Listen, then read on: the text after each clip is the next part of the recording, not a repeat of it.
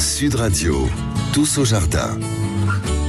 Et vous écoutez Sud Radio, on est ensemble jusqu'à 10h. On jardine comme chaque dimanche avec notre jardinier qu'on va rejoindre tout de suite. C'est Ronald Delband. Bonjour à vous Ronald. Bonjour Jean-Marie, comment allez-vous ? Mais ça va et vous, jardinier, policier des temps jadis, c'est comme ça que vous vous présentez. Alors vous êtes déguisé aujourd'hui manifestement en ménestrel ou en troubadour, je ne sais pas, je le dis parce que je vous vois en vidéo, ça se verra sur la vidéo YouTube. Avec vous, on parle des jardins d'hiver aujourd'hui, c'est la saison bien qu'il fasse chaud.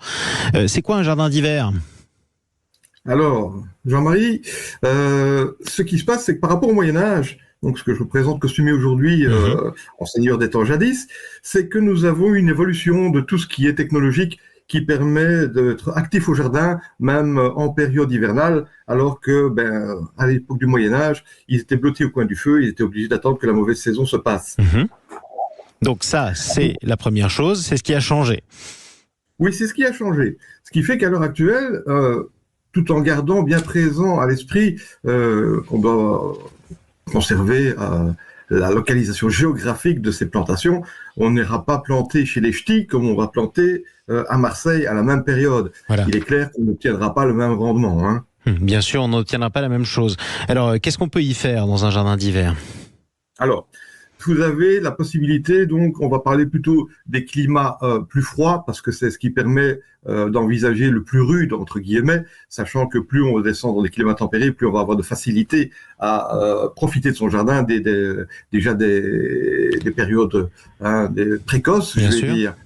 Donc en climat froid, on va dire donc plus dans le nord, en intérieur, vous pourrez déjà commencer à pratiquer des semis. En fait, à l'abri et au chaud, je précise et au chaud, vous pourriez déjà commencer à semer vos aubergines et vos poivrons qui ne rejoindront bien entendu le potager que vers la mi-avril, voire mai en fonction de l'extérieur et des conditions climatiques que vous aurez. Mais vous pourrez aussi avoir à ce moment-là des artichauts, tout ce qui est chou-fleur, brocoli, chou rave, chou de Bruxelles, les oignons blancs et les poireaux qui pourraient déjà être bien sûr semés pour pouvoir préparer vos futures plantations. Effectivement. Maintenant, il faut distinguer l'intérieur avec chaud de l'intérieur où il n'y a pas de chauffage. On va parler à ce moment-là des petites vérandas non chauffées que vous pouvez avoir, qui présentent bien sûr des conditions de ce fait-là, de luminosité excellente pour que la plante puisse développer son réseau et qui ont malgré tout une protection par rapport aux rigueurs climatiques. Là, vous pourrez toujours planter vos artichauts et choux-fleurs de toute catégorie, bien entendu, mais vous pourrez aussi envisager des concombres, des cornichons, des tomates que vous pourrez par après amener au jardin. Et ça, ce sera quand même pratique. On a d'autres formes d'autres choses à faire ou pas ? Il reste l'extérieur qui se fait, mais à ce moment-là, sous abri, parce qu'il est bien entendu qu'on se retrouve encore en février avec des conditions climatiques de gel importantes, des sols qui ne sont pas forcément libres d'accès si vous ne les avez pas protégés par des tunnels, par exemple, ou bien sous châssis, pour avoir à ce moment-là la possibilité qu'il y ait un minimum de protection vers l'extérieur.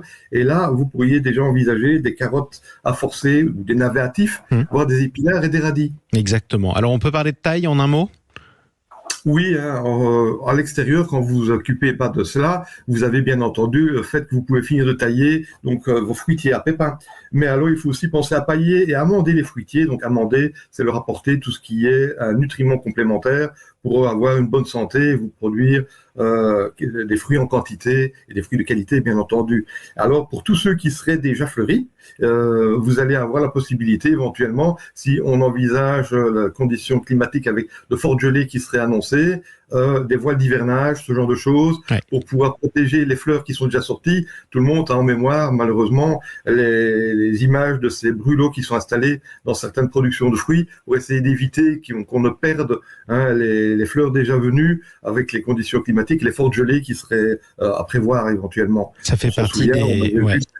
Oui, c'était triste et on voyait ces producteurs qui étaient atterrés par le désastre, tout simplement. On s'en souvient, c'est des choses qui peuvent arriver quand on a eu un hiver particulièrement doux. Bon, écoutez, merci pour ces souvenirs, en tout cas, ces conseils, Ronald Delband, et ces souvenirs, je le rappelle, puisque vous êtes déguisé en ménestrel médiéval. On vous retrouvera un prochain dimanche pour jardiner à l'occasion. À suivre sur